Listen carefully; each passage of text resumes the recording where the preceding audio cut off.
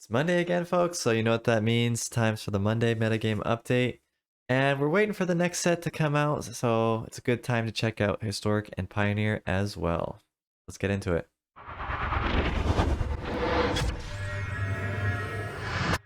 All right, everyone. Yeah, welcome back. So we're gonna talk about the meta today.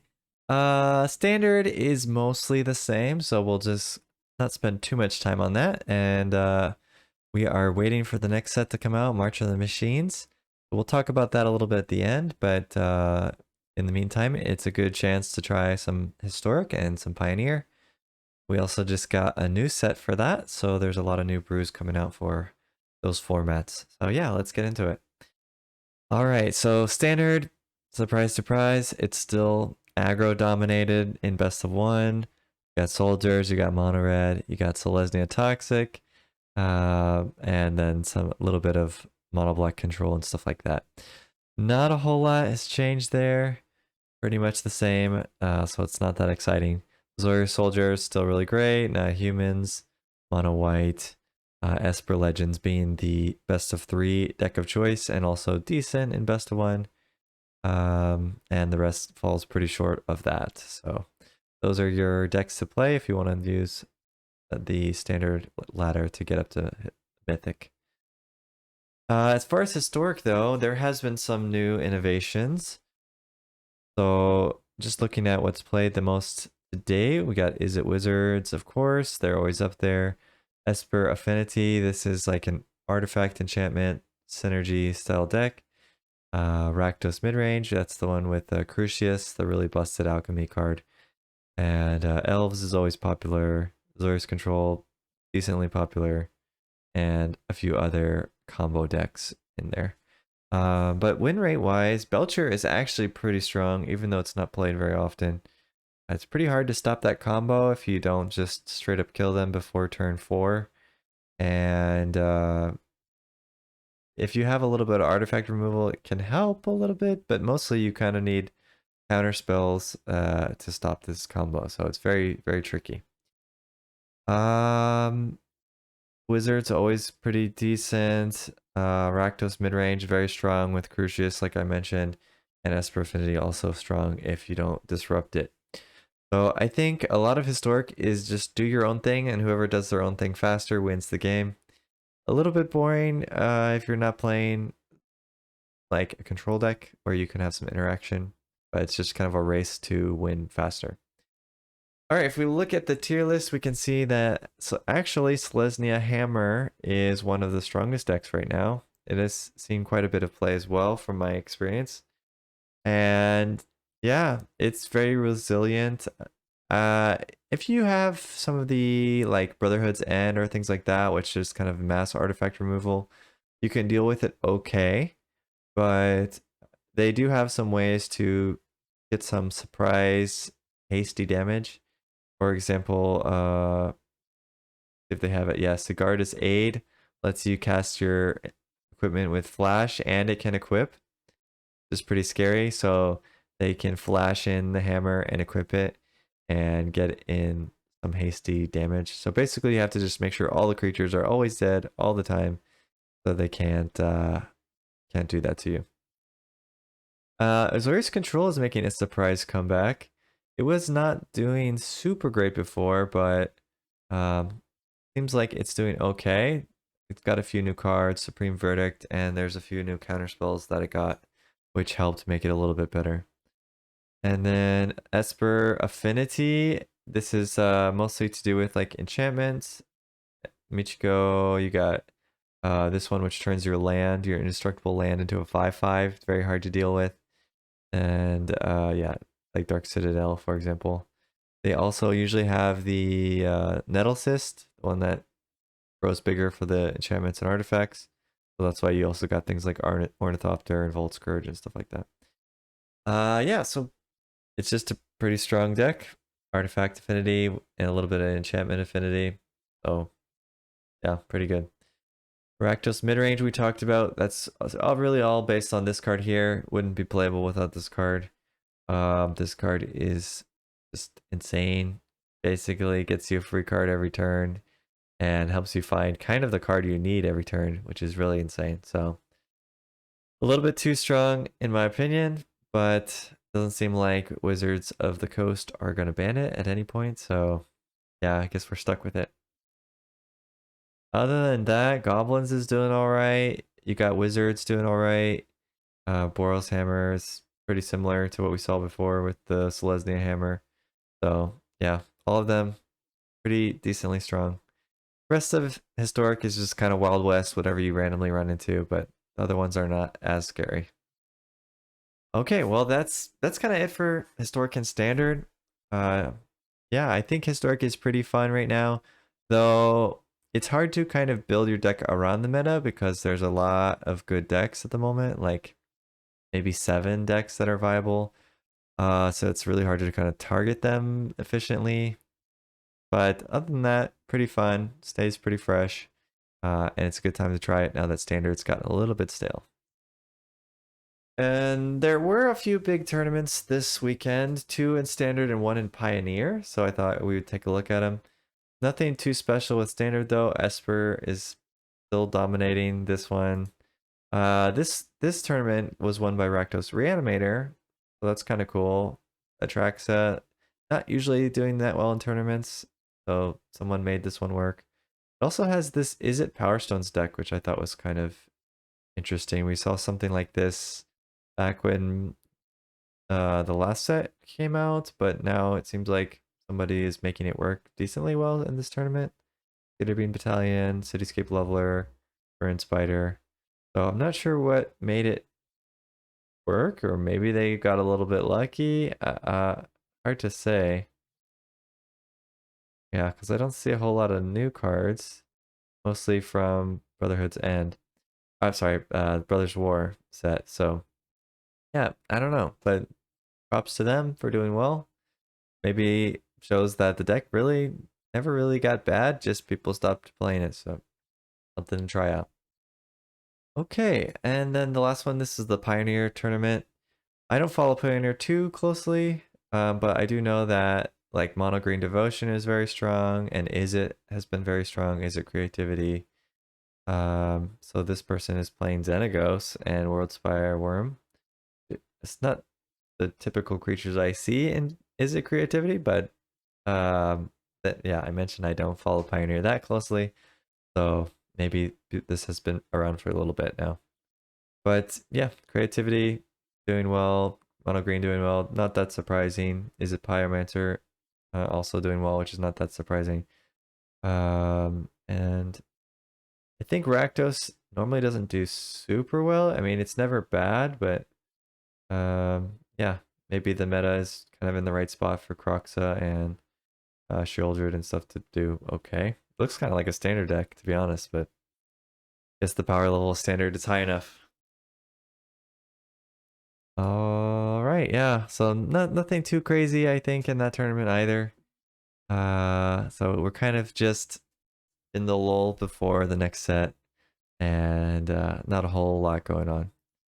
As far as spicy brews, we do have quite a few historic spicy brews, which I thought was cool. So there's this Abzan deck, which with Siege Rhino, and a lot of discard effects to stop people's combo. Probably very necessary and historic. And then you've got things like Tarmogoyf, which, you know, having those sorceries in your graveyard and instants in your graveyard will help make your Tarmogoyf bigger. And then you've got life gain, you've got resilient planeswalkers, and yeah, so it's just a very solid value Abzan list with the discard to help you stop the combo decks. Pretty cool looking. And then we've got spirits here. This is kind of like, yeah, I guess she wrote it here, modern deck, modern spirits. We've got a few new cards in here which helped to make it better. Reflector Mage is not a spirit, but it is typical in these Coco decks in the older formats to kind of like buy you some time. Spell Queller, also a good spirit, which kind of counters the spell, kind of. And then we also got this Drog Soul Captain, which gives all your things +1/+1 and hexproof, so that's also very solid. So yeah, the Spirits deck is really kind of getting there, I feel like. And Splashing Green for Coco, interesting choice. But I know in the older formats that this is the way people were going with it, so makes sense and looks pretty cool. I think it's gonna beat out most of the control decks, and it's gonna have a harder time against the like low to the ground aggro decks. So we'll have to see. I think maybe Hammer Time is probably better, but this could be a fun alternative deck. Okay, we have this one is a deck. This is with Third Path Iconoclast, and not Pyromancer, which is kind of interesting. But it is a very similar deck, and it's using the new Snapcaster Mage. I guess just the point of it is you get a bunch of cheap spells, and you get a lot of value out of those cheap spells. Yeah, it looks pretty similar to the one that did well in this Pioneer tournament. The Is It Pyromancer, so not that surprising to me. Maybe you would want to go even closer to this version because Young Pyromancer is legal in the format. Uh, Something to think about. But Snapcaster Mage, also a very strong card. So totally makes sense there. Let's see. I think there was one or two more that she had. So she has this sorry, not Is It, Azorius Control deck, which is cool to see. Snapcaster Mage, also one that I found to be very good in control. Lets you recast your counter spells, lets you recast your removals, and can be a win con, though more often than not, it's trading with something. So still kind of like a 2-for-1 because you counter something, and then maybe the next turn you play this, block a creature, and counter something else. So it can be very powerful in that sense. And yeah, Teferi's Contingency is a new counter spell that's quite good in the Azorius colors. Of course, Tef5, always good. And interesting to see Emrakul in here. I guess if you get to 13 mana, I mean, it gets a discount. So there is that, right? I guess that would probably make it cost like 9 in a lot of senses. Maybe the hope is you get your Discover the Formula to make it cheaper, and then you can get it out at maybe turn 7 or something. Not sure, but definitely interesting and something I would like to try out because I like Discover the Formula, I like F5, I like Emrakul, I like Counterspell, so yeah, all looks pretty good to me. So maybe I'll check it out. All right, we got a few other ones. This is Andrea Del Moro, a very good professional player, and he says that historic hammer time is real, and we saw that in the stats that it is indeed real. Seems very strong. They have a lot of good artifacts and equipment. Go with this. A lot of creatures that make the equipments work very well. Genius Smith, Kemba Outfitter, Grelv, and Sigarda's Aid, stuff like that. So yeah, it's a very solid deck. There's ways to deal with it. It doesn't feel oppressive when you play against it, which I like a lot, but it is a very solid deck. So yeah, very cool. And then finally, this one from Sasha. They always do well on the ladder. They got pretty high on Mythic with this deck, 76% win rate. And I mostly highlighted it because Angrath is awesome, and I always love to play that. Even it might not be the most optimal card, it is a fun card, and it does fit well into the sack deck. So yeah, you could play Rakdos Sack again if you want. Very kind of degenerate and hated deck. So I kind of hope you don't play it, but Angrath is my homeboy, so yeah, I had to show you the deck. All right, so that's it for the spicy brews. The meta, as I mentioned, gotten a little bit stale in standard. I've been playing a lot of historic recently, and it's been very diverse. I kind of miss the days when it was mostly elves and wizards in historic, and you could just abuse that with a lot of removal. Now it's kind of all over the place, but I think with the Hammer Time deck kind of coming to resurgence, it has made it easier to target the format a little bit because you can kill these creatures and do relatively okay. Um, Also for the Boros version, same thing. You can kill the creatures and do relatively okay. A little bit of more haste in the Boros one, which makes it a little bit scarier. But yeah, still can kind of deal with that. Same with the wizards. Um, Goblins. Goblins is tricky because you do need removal, but then late game you kind of need counter spells. So yeah, I've been adding a little bit more counters than normal to kind of help deal with that. Probably also why the Azorius deck can do okay, because it does pretty well against goblins, and things like that. So yeah, I think if you're going for a mid-range or control deck, you definitely want some sort of interaction to remove these creature decks, and maybe some counter spells, or you have to win before, probably before like turn 6, if you're not just killing literally every creature. Uh, yeah. So it's hard to say that mid-range can survive. I think you kind of have to be on the aggro or the control spectrums to survive in Historic. Of course, there is combo. I mean, there's Dragonstorm is still decent.